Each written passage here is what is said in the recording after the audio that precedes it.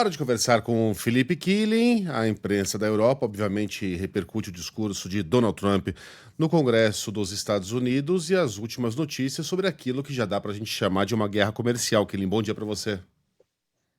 Tudo bom, Megali? Bom dia a você, Sheila, Carla, a todos que nos acompanham. A Europa olhando muito de perto, né? Toda essa movimentação dos Estados Unidos. O Donald Trump tem mudado drasticamente a política internacional. Por aqui já se esperava uma mudança, mas tem sido uma mudança bastante abrupta, né? Então, o Donald Trump chegou a falar ontem no Congresso sobre a Groenlândia, que é território dinamarquês, que os Estados Unidos vão conquistar a Groenlândia de um jeito ou de outro.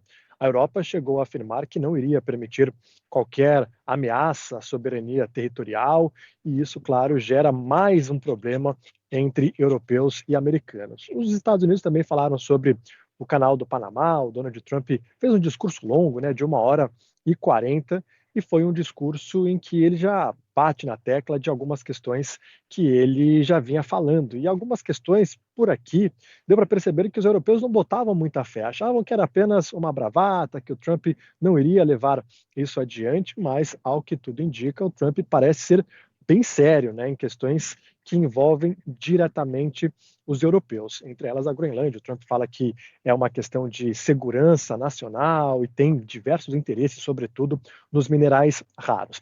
E é claro que um outro ponto é sobre o futuro da Ucrânia. O Donald Trump falou sobre uma carta que recebeu de Volodymyr Zelensky, que acabou precisando dar um passo atrás, falar até em o que aconteceu no Salão Oval, né? Ele fala que não deveria ter acontecido, que está disposto a assinar um acordo de minerais, e os europeus, eles falaram: a gente vai investir mais em defesa. A presidente da Comissão Europeia falou em 800 bilhões de euros em defesa, mas a verdade é que não é apenas uma questão financeira. A Europa não consegue suprir o vácuo deixado pelos Estados Unidos em questões em que não é apenas a grana. Inteligência, por exemplo, né? A inteligência americana é muito boa, os ucranianos dependem muito da inteligência americana. Sistemas de defesa antiaérea, né? Os Estados Unidos, pelo que parece, não vão mais enviar o sistema Patriot à Ucrânia, que é tão importante para defender grandes cidades, além, claro, de ter um exército pronto, né, para não só dar todo o apoio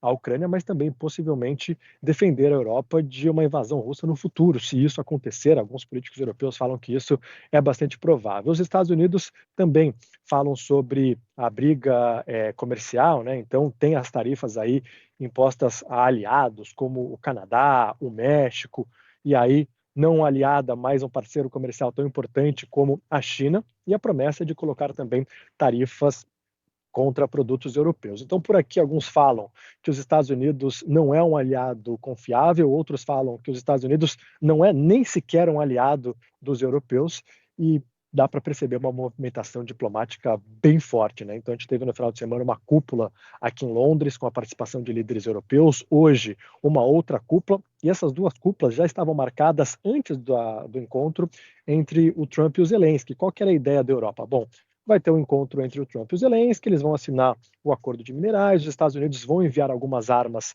ao exército ucraniano, aí a Europa faz essa cúpula falando sobre investimentos europeus, apoio da Europa, mas as coisas acabaram saindo dos trilhos, e por aqui eles estão tentando ajeitar as cartas da mesa num momento em que a Rússia está numa posição de força, e Vladimir Putin, inclusive, neste momento, faz um discurso na Rússia que os europeus também vão acompanhar de perto.